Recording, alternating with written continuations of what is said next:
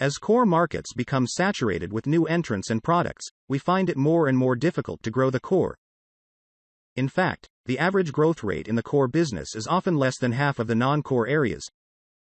We find traditional approaches that have historically driven growth are reaching points of diminishing returns. So, what can we do now to continue to drive growth?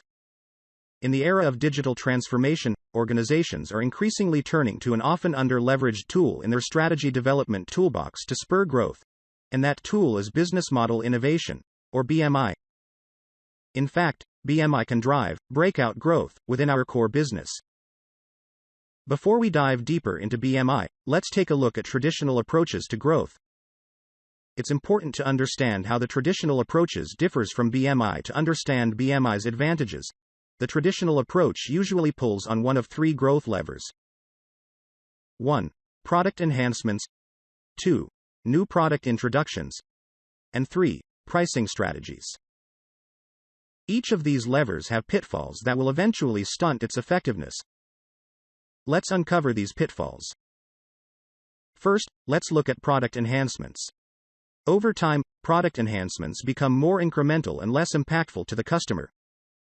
Once customers have derived most of the value from a service, experience, or outcome related to the product, there is little value to be gained with further enhancements. Thus, the incremental change becomes a nice-to-have, not a must-have. A simple example of this pitfall would be a razor blade company improving the product by adding another blade. As for new product innovations always seem promising, in theory. The problem is they require adjustments to the supporting ecosystem, which organizations often fail to do. In fact, it is important to note that even breakthrough innovations, with drastically different customer value propositions, will likely fail if they aren't accompanied by the right operating model. An example of this is when the sneakers company LA Gear, popular in the 80s and 90s, changed its customer value proposition from fashion to performance to enter the basketball shoe market. However, the company didn't enhance its manufacturing capabilities and their shoes fell apart on live TV. Lastly, let's analyze pricing strategies. The pitfall here is volume chasing. Volume chasing is the mistake of reducing prices, or other discounting approaches, such as rebates, Groupons, BOGO, in the hope of driving increased sales volumes. Without the corresponding changes to other elements of the business model, price reductions alone will just quickly and unsustainably erode our margins. Premium offerings, traditional revenue models, and high-cost structure can all limit our ability to reduce prices profitably. Retailers are often prone to this. They discount products heavily, see an initial uplift in sales and store traffic, but ultimately suffer margin erosion. Now, let's switch our discussion back to business model innovation. The three traditional growth levers typically involve changes to only one dimension of a business. On the other hand, BMI afford organizations greater degrees of freedom. BMI involves changes to a much broader set of dimensions. There are 6 key business model elements at play through BMI, as depicted in the BMI framework represented on the PowerPoint slide. By changing multiple elements in coordination, BMI is able to execute the traditional growth levers, while avoiding their associated pitfalls. Through BMI, we have 3 types of strategies that emerge. First, we can redefine the value proposition. Secondly, we can support the value proposition with a new operating model. Thirdly, we have the option to redesign the model to capture margins. Let us now dive deeper into each BMI approach. First, redefine the value proposition. Instead of pursuing incremental changes, as is the case through product enhancements, we want to redefine our value proposition. When we found that product innovation is leading to diminishing returns, this indicates that our customers' needs are not being completely satisfied.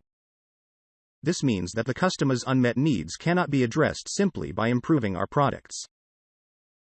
If customer value extends beyond the reach of conventional products, it may be time for us to redefine the value proposition in order to recognize that the product is not the main source of customer value.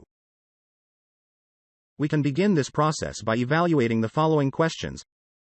What pain points result when a customer uses the product? What else besides the product has an impact on customer experience? What objective is the customer trying to achieve by using our product? By addressing these questions, we can reveal the new value proposition. It is oftentimes one of 3 BMI solutions. The next strategic option: support the value proposition with a new operating model. Upgrading the operating model, including the value proposition, is critical, because it creates the appropriate support system to enable breakthrough value creation. In fact, the operating model is the foundation of the business. It should reinforce the new insight that is driving the entire business model redesign. The last strategy is to redesign the model to capture margins. There are many organizations that have successfully lowered the price point, while maintaining or sometimes even increasing margins. To do this, these organizations recognize that it is a challenging situation that requires not merely just the price, but also changing other elements in the business model. Reaching a lower price point may involve a new offering, operating model, revenue model, or perhaps a combination of the 3 elements. BMI can enable profitable value creation by redesigning the business model elements around the new price point. These 3 BMI strategies actually lend themselves to 9 different BMI solutions. To learn more about the Business Model Innovation Framework, its corresponding strategies and solutions, take a look at our framework presentation on BMI, which we have linked to in the video description. Furthermore, in the video description below, we have included links to frameworks on all the key management concepts discussed in this video. If you are interested in becoming an expert on strategy, take a look at our offering called the Strategy Development Stream. This is a collection of over 65 best practice frameworks covering all aspects and phases of strategy. It also includes the Greiner Growth Model. Our frameworks are based on the thought leadership of leading consulting firms, academics, and recognized subject matter experts. Links to our relevant offerings are in the description. For effective strategy development and strategic planning, we must master both strategy and tactics. Our frameworks cover all phases of strategy, from strategy design and formulation to strategy deployment and execution, as well as all levels of strategy, from corporate strategy to business strategy to tactical strategy. Many of these methodologies are authored by global strategy consulting firms and have been successfully implemented at their Fortune 100 client organizations. We have included links to all frameworks referenced in this video in the video description. If you have any questions, please leave them as comments below. If you enjoy these types of videos on business frameworks, methodologies, and management models, then be sure to like this video and subscribe to our channel. Also, check out Flevy.com directly for thousands of best practice business frameworks and tools. We regularly publish videos like this one across a multitude of strategic management topics. From value proposition design to target operating model to product strategy.